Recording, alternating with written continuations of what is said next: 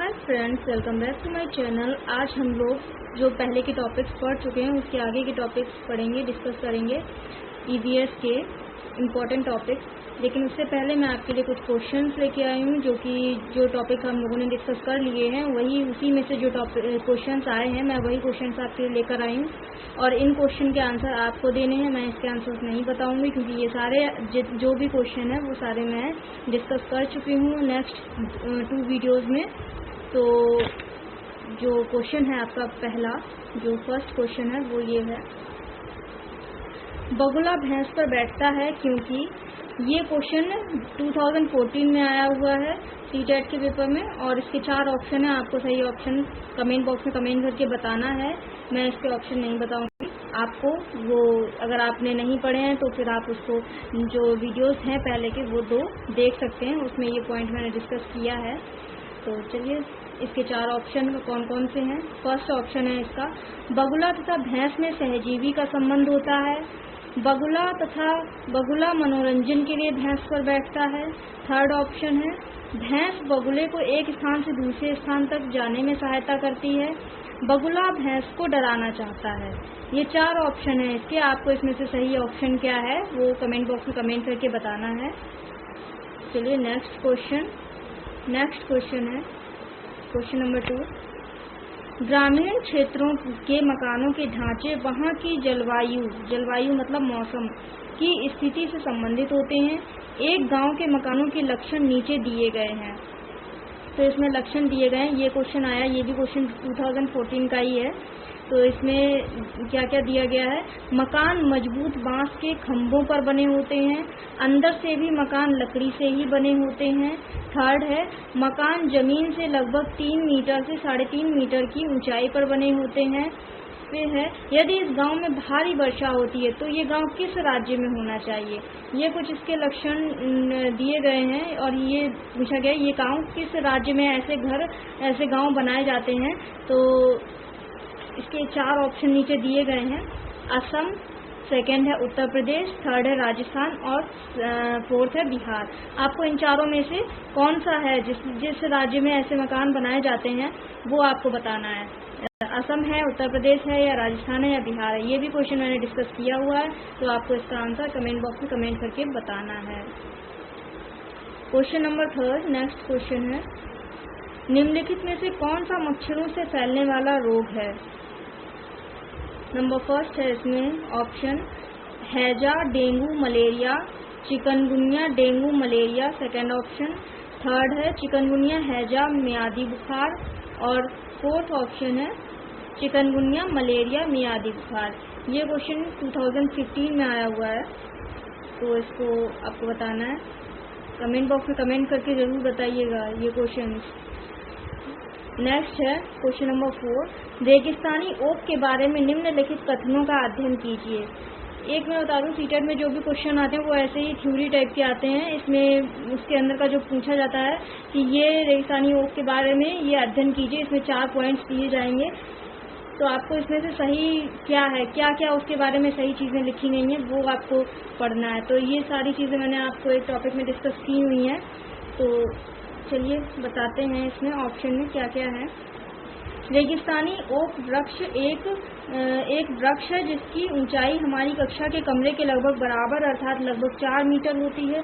Second दिया गया है, इस वृक्ष की जड़ें नीचे वृक्ष की ऊंचाई लगभग 3 गुनी गहराई तक जमीन में भीतर जाती हैं जब तक कि पानी ना पहुंच जाए।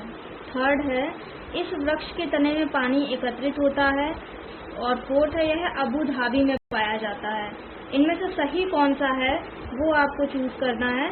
तो इसमें ऑप्शन दिए गए हैं, नंबर फर्स्ट है इसमें 2, 3 और 4। कौन कौन से पॉइंट इसमें सही हैं आपको चारों में से एक सिलेक्ट करके बोलना है। 2, 3 और 4, सेकंड है केवल 1 और 2, और थर्ड है 1, 2 और 3, और फोर्थ है 1, 2, 4। अब आपको ये आंसर बताना है कमेंट बॉक्स में कमेंट करके कौन सा होना चाहिए। फिफ्थ क्वेश्चन है, निम्नलिखित का अध्ययन कीजिए। इसमें कुछ पॉइंट दिए गए हैं, उसको आपको पढ़ के बताना है कि कौन सा ऑप्शन होना चाहिए। तो पहला पॉइंट है निचली मंजिल में कोई खिड़की नहीं होती। सेकेंड है पेड़ के तनों की लकड़ी से बनी ढाली छतें होती हैं। थर्ड है पत्थर के खंभों पर जमीन से लगभग 10 से 12 फुट ऊंचाई पर बने घर होते हैं। और फोर्थ है पत्थर, गारा और चूने से बनी मोटी दीवारें। फिफ्थ है लकड़ी के फर्श। और लास्ट में लिखा है लेह और लद्दाख के घरों में ऊपर दी गई कौन सी विशिष्टताएं पाई जाती हैं। लेह लद्दाख में जो घर बनते हैं उनमें कौन सी ऐसी विशिष्टताएं होती हैं जो इसमें दी गई हैं। तो इसको आपको ऑप्शन में बताना है। ये जो पॉइंट 5 दिए गए हैं इनमें से आपको चूज करना है। फर्स्ट है इसमें ऑप्शन 1, 4 और 5। सेकेंड है 1, 2, 3 और थर्ड है 2, 3, 4 और फोर्थ 3, 4, 5। तो ये 5 क्वेश्चंस हैं जो मैंने टॉपिक्स पढ़ा दिए हैं। मैंने अभी सिर्फ 5 क्वेश्चंस ही नोट किए हैं। तो इसको आपको क्वेश्चन के जो आंसर हैं वो कमेंट बॉक्स में कमेंट करके बताने हैं। इसके बाद चलिए आगे का सेशन जो है वो टॉपिक्स जो रह गए हैं उसको कंप्लीट करते हैं, तो आगे पढ़ते हैं। तो आगे की टॉपिक हम लोग आज स्टडी करेंगे। तो अब आगे का टॉपिक आता है मधुमक्खी। इससे भी बहुत क्वेश्चंस आते हैं सीटेट में। जितने भी टॉपिक मैं यहाँ पे बताऊंगी सारे टॉपिक बहुत ज़्यादा इंपॉर्टेंट है। सारे टॉपिक से क्वेश्चंस आते हैं और किसी भी आप पेपर में देख लीजिए इन टॉपिक से ज़रूर क्वेश्चन आते हैं, हमेशा आते हैं। तो इसमें पहला टॉपिक है आज का, फर्स्ट टॉपिक है मधुमक्खी। तो इसमें है फर्स्ट पॉइंट, बिहार के मुजफ्फरपुर लोचाहा गांव में लीची के पेड़ बहुत अधिक मात्रा में पाए जाते हैं। लीची के फूल मधुमक्खियों को बहुत पसंद आते हैं, इसलिए इस क्षेत्र में लोग मधुमक्खी पालन करके शहद बनाने का कार्य भी करते हैं।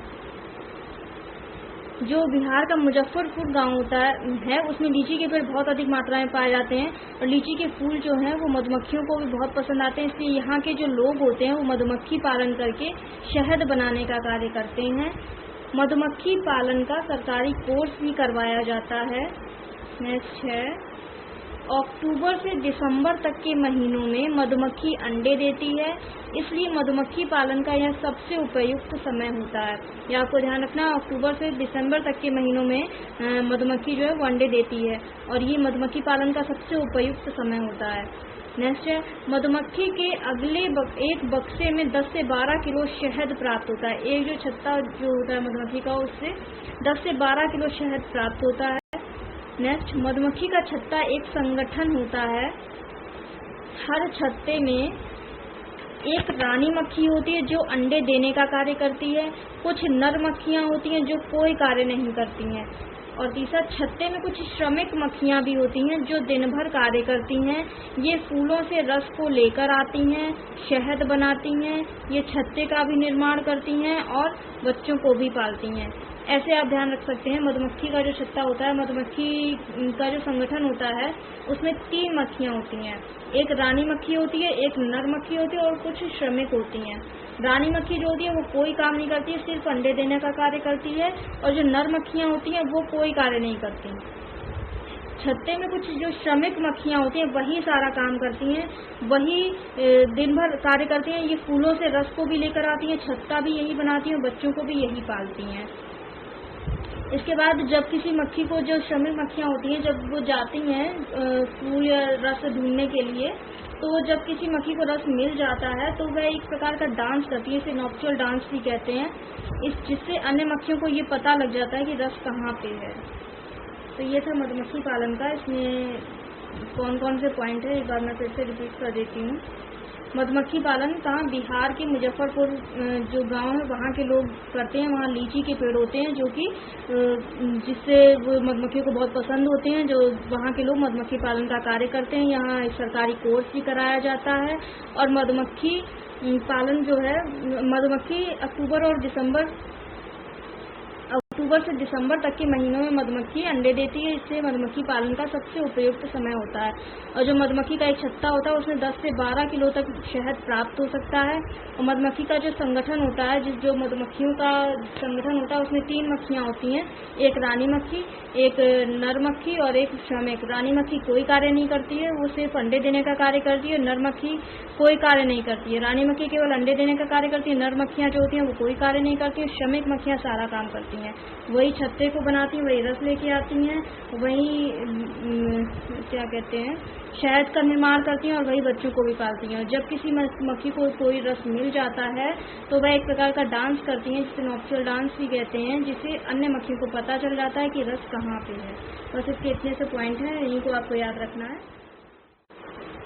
नेक्स्ट है आपका चींटियाँ। चींटियाँ भी मिलजुल कर रहती हैं। चींटियों का काम बटा रहता है।